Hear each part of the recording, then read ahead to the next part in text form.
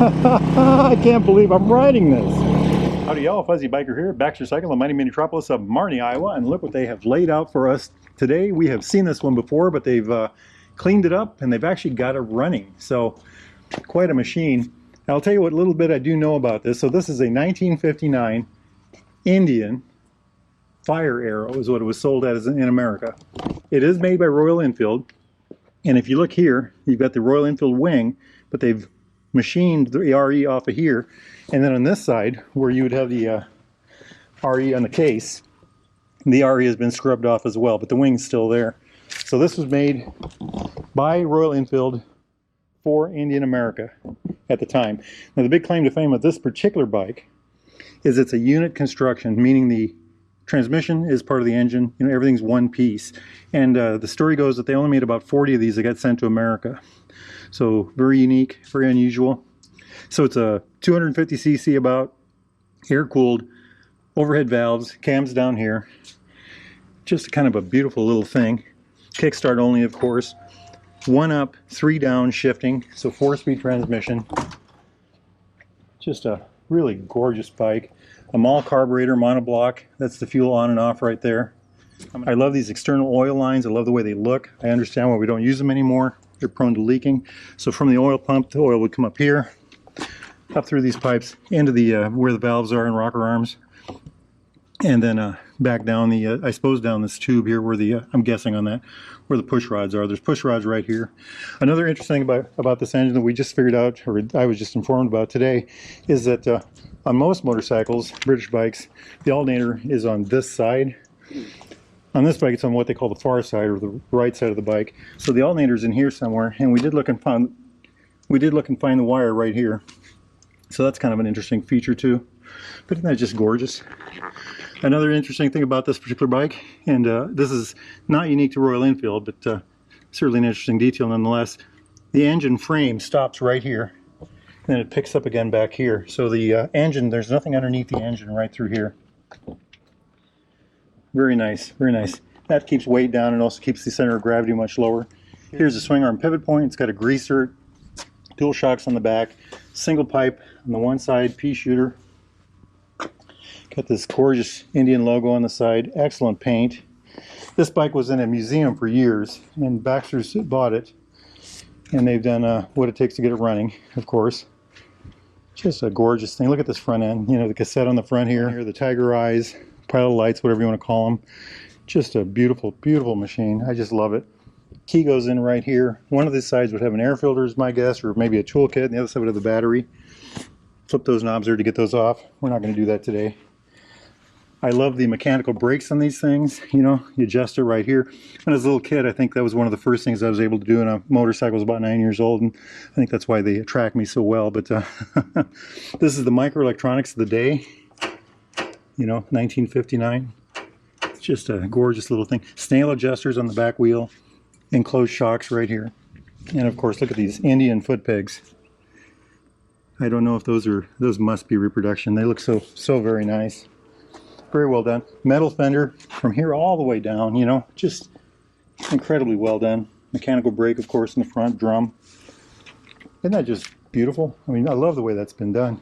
And I was looking at this, the choke lever here has the Amal symbol on there, like the carburetors, you know, Amal carburetors.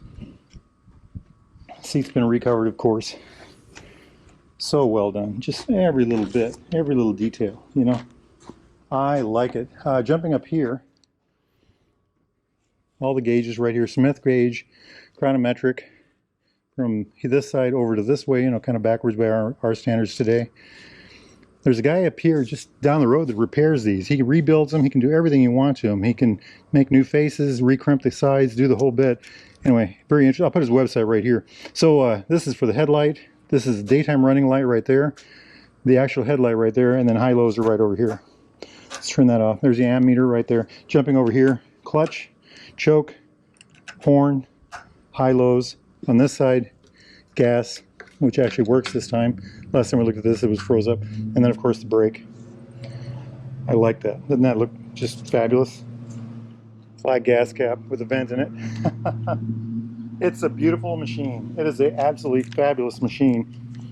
We think it puts out about 17 horsepower at the rear wheel and about 14.5 foot-pounds of torque in, when it was new.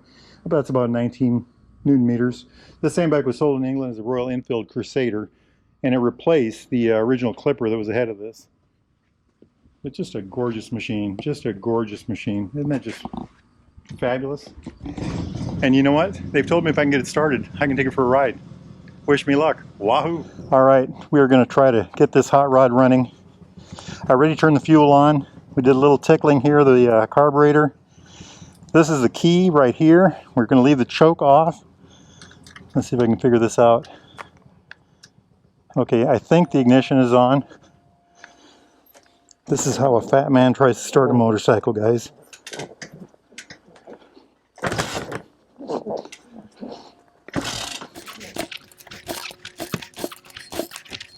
You push?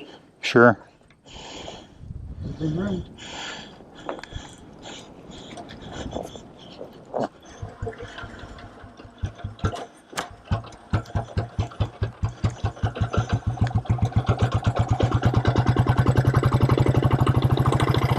We got it. We got it. Had to push start it, but she's a going. 1959. The brakes barely work. I can't see behind me. Amazing. We're going to let it warm up a little bit. I'm afraid to stop anywhere.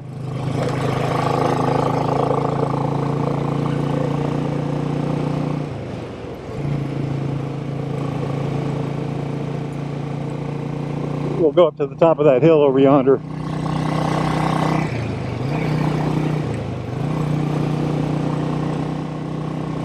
What a machine, what a machine. I'm not sure if that's accurate.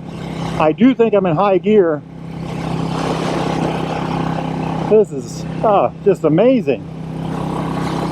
Absolutely amazing. Like I said, one of 40 that got shipped into America, we think, 40 or 50, something like that. Fabulous. I like the way it feels. It's got a very good seat. I'm sitting upright. My knees and hips are about level.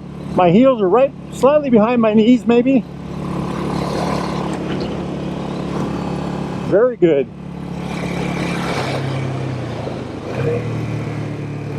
Oh, of course there's a truck coming. I don't see anybody behind us.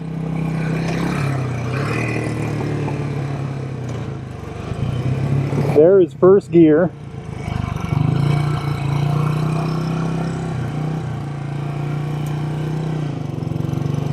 Okay, back to town we go. Second is down. Third is down. I can't believe I'm riding this.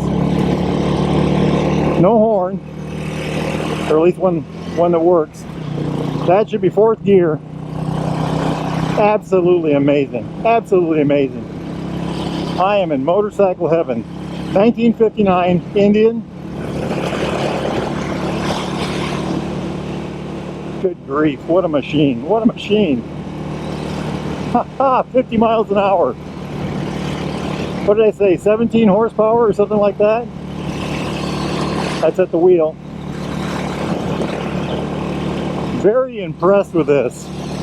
It runs, I mean, look at that. It's just smooth as can be. A very slight amount of vibration in the bars. The seat has zero vibration, and the foot peg's a very minimal amount. I've ridden modern bikes that vibrate more than this. Very nice. Incredibly light handling. The brakes are crap. That's into third. I'm absolutely amazed. Absolutely amazed.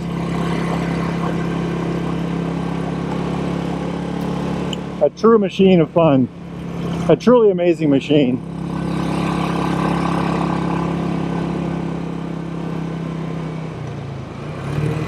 That should be second gear.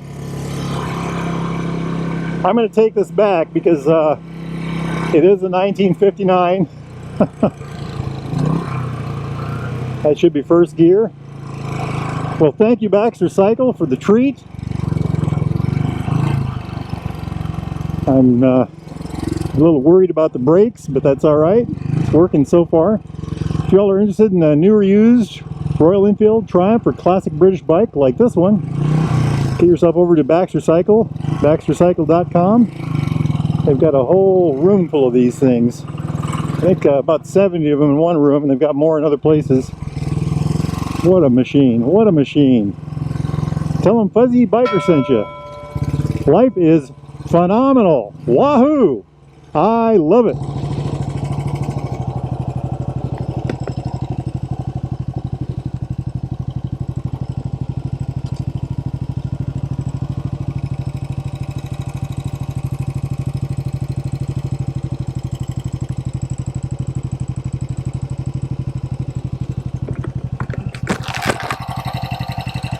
Smoking. What